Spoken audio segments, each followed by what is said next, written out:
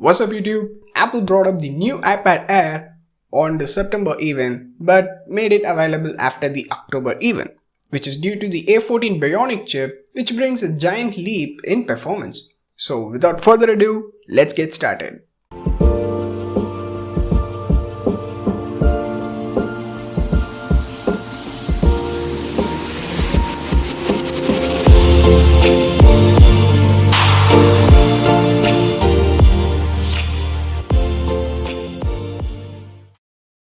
This time Apple redesigned the iPad Air and looks like the iPad Pro with amazing new features and capabilities.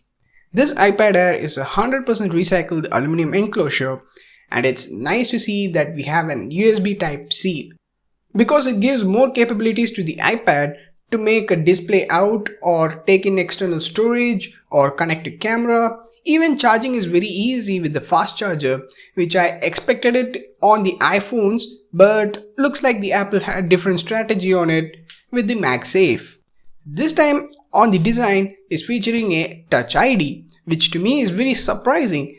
Interestingly, this Touch ID is embedded inside the power button, which is very convenient. As we are moving towards the Face ID and in-display fingerprint, Apple bringing back the Touch ID is very fishy and very thought-provoking to be expected on the iPhones later.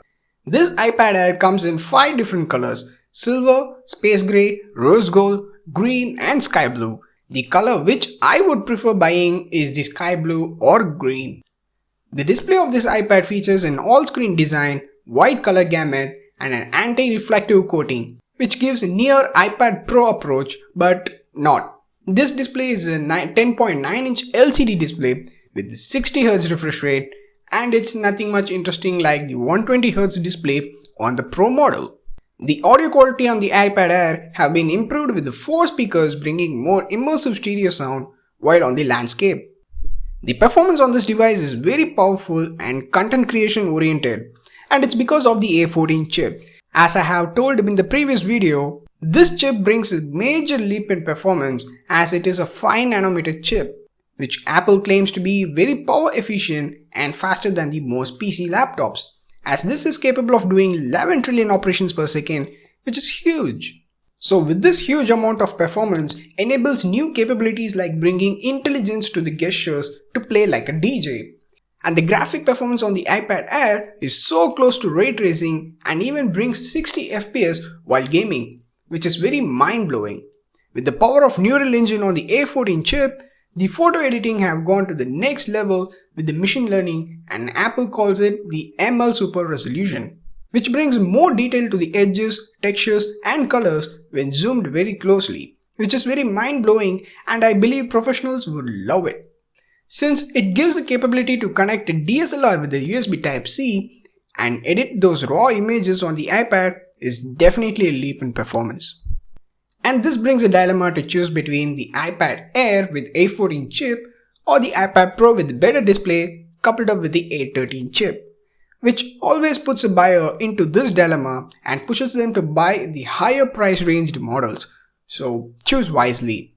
With Apple Pencil, taking notes or illustrating have gone to the another level using scribble features, like converting your handwriting into text, scratching out a text to delete it, and circling out a text to select it, which I love using it on my iPad Pro. Even made a video featuring my favorite features on the iPad OS 14, so feel free to check that out too. The connectivity on the iPad Air now has a Wi-Fi 6, so the downloads and upload speeds will be faster than the previous iPad Air. Now you could watch the live streams with high resolution with ease. So here's my overall thoughts on the iPad Air. This time Apple slightly ruined the iPad lineup, bringing up a confusion to choose between the Pro model or the new iPad Air. So here's what you should be looking out for. If you wish to have 120Hz display, bigger screen and a LiDAR to measure your surroundings, go for the Pro. But I wouldn't suggest that, because when you see the performance point of view, the new iPad Air with the A14 chip is the best choice among other iPads. So choose wisely. And that's it for the video. I hope you guys enjoyed watching it. Thank you for watching. Do leave a like, comment, and I'll try to answer as much as possible. And subscribe to have more videos like this.